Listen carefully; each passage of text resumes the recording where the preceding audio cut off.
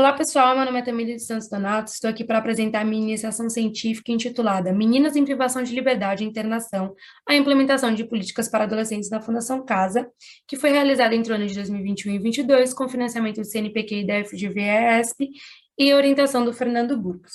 Falando rapidamente sobre o conteúdo desse vídeo, a gente vai passar pelo contexto objetivo, referencial teórico, métodos, resultados e conclusão. Mas antes de ir propriamente para o conteúdo, eu queria te fazer uma pergunta para você refletir. Quantas vezes você ouviu falar sobre as meninas em conflito com a lei? E é por isso que eu te convido para imergir um pouco mais nesse assunto e assistir esse vídeo até o final. Falando sobre o contexto objetivo, esse é um estudo do campo de estudo das políticas sociais da administração pública e é relevante por três principais razões. Primeiro, qualitativamente, por ser uma questão que envolve o desenvolvimento social do país, já que a gente fala muito sobre a juventude ser o futuro da nossa sociedade. Quantitativamente, pelo número expressivo de jovens em conflito com a lei em diferentes níveis. E, por fim, pelo fato de pouco se falar e pouco se produzir sobre a juventude em conflito com a lei, principalmente quando a gente fala no recorte de gênero. Então, o objetivo desse estudo é exatamente esse: entender como as políticas públicas brasileiras lidam com as meninas e adolescentes inseridas nas medidas socioeducativas de privação de liberdade e internação, à luz do caso da Fundação Casa de São Paulo. Falando sobre a Fundação Casa e seu histórico, antigamente ela era conhecida como FEBEM e sempre esteve associada a notícias graves como rebeliões, fugas, reincidências, violência e múltiplas violações dos direitos humanos. E é por isso que em 2006 seu nome foi modificado para a Fundação Casa. Sua atuação foi descentralizada e também mudada, sendo esse o atual equipamento público de internação de jovens em conflito com a lei no estado de São Paulo. Trazendo um breve referencial teórico, Irene Rizzini e Irma Rizzini trata do histórico da institucionalização de crianças no Brasil.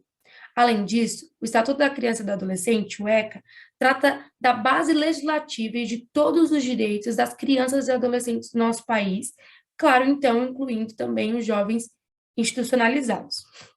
Trazendo um recorte mais de gênero dentro dessa bibliografia, o Conselho Nacional de Justiça, em 2015, faz um estudo para entender a realidade das jovens do sexo feminino em conflito com a lei. E, entre várias contribuições, trata de duas razões pelo qual pouco se é conhecido dessa realidade. E, por fim, Assis e Constantino, em 2021, trata de maneira mais geral os 5 níveis para entender a delinquência feminina. E aqui a gente está com um recorte da bibliografia e pincelando rapidamente cada um dos pontos. Falando um pouco sobre os métodos, essa é uma pesquisa de abordagem qualitativa com pesquisa de campo, tendo sido feito um estudo de caso da Fundação Casa, de São Paulo, e a coleta de dados se deu por 4 diferentes vias. Primeiro, a análise e a leitura de documentos, estudos, leis, notícias. Segundo, entrevista semi-estruturadas com diferentes grupos, funcionários da Fundação Casa, especialistas no tema e formuladores de políticas públicas. Além disso, houve também uma roda de conversa com um grupo de mães e familiares de jovens que já passaram pela Fundação Casa, totalizando nesses 2 itens 12 pessoas entrevistadas. E, por fim, a observação de 2 unidades da Fundação Casa, uma do sexo feminino e outra do sexo masculino.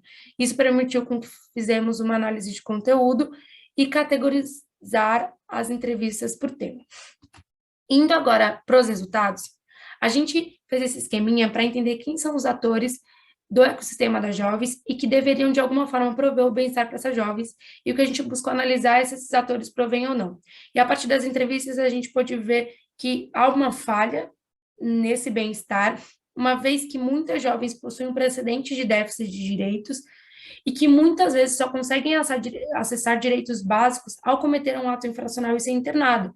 Então, por exemplo, a gente ouviu sobre jovens que têm a sua primeira consulta ao dentista, ou vá a primeira vez no ginecologista depois que entra dentro da Fundação Casa. E como a entrevistada traz, isso é um paradoxo, né? Como que você só acessa políticas e direitos sociais quando comete um ato e antes você não é alcançado? Então, esse é o primeiro resultado, que trata sobre o ato infracional ser uma porta de entrada para direitos. O segundo resultado, ele provém muito de uma ideia de que a gente não quis analisar efetividade ou não, se a Fundação Casa é boa ou não, essa dualidade.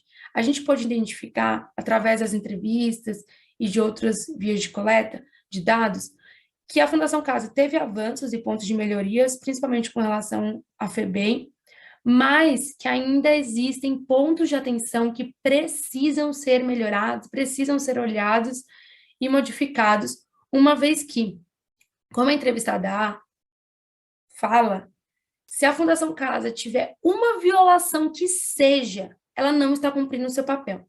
Então, esse segundo resultado foi de entender os avanços e os pontos de atenção da Fundação Casa.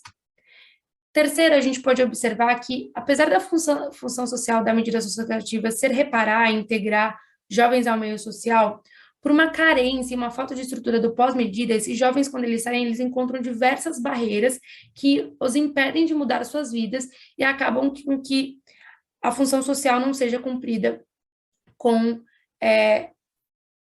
o êxito que deveria.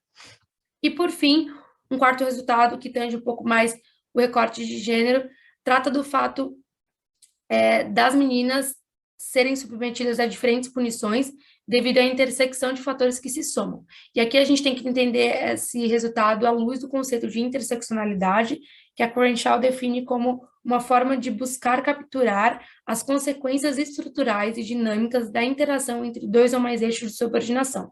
E afinal, aqui, quais são esses fatores, quais são esses eixos de subordinação, no caso do tema que eu estou tratando aqui?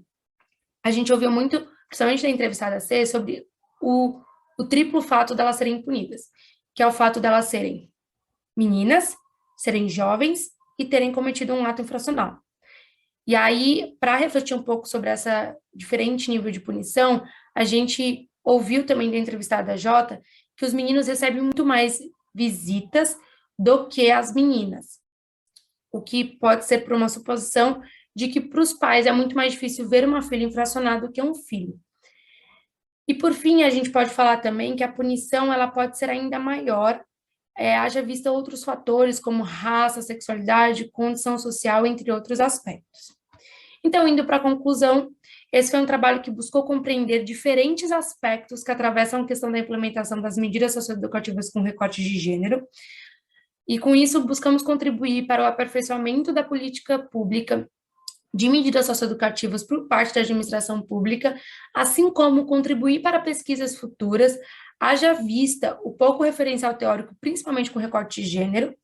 Além disso, pensando em dois tópicos para os futuros estudos, que a gente ouviu muito nas entrevistas e que são relevantes. Um é o recorte das meninas transexuais dentro da Fundação Casa e o das meninas socioeducativas, e o dilema entre o tráfico de drogas como trabalho infantil ou não, o que pode impactar na visão e na quantidade de internação dos jovens. E aí, trazendo uma breve conclusão, eu queria falar que nem todas as respostas foram encontradas, mas o que foi apresentado mostra a urgência da questão e a necessidade da atuação não só da administração pública, mas de toda uma rede social que, de fato, se preocupa com o desenvolvimento da sociedade. Apenas com uma articulação e com a formação de um aparato social consolidado, a gente poderá garantir que os jovens sejam, de fato, o futuro da sociedade, mas não um futuro qualquer, um futuro baseado no bem-estar social de todos, onde todos tenham acesso a direitos e a oportunidade de potencializar e mudarem suas vidas. E é com isso que eu agradeço a atenção de todos e falo que o tempo aqui ele é muito limitado e que, se vocês quiserem saber mais, o relatório vai estar disponível no site do FGV Pesquisa. Obrigada por terem ficado até esse finalzinho, espero que tenham se interessado um pouco mais pelo tema.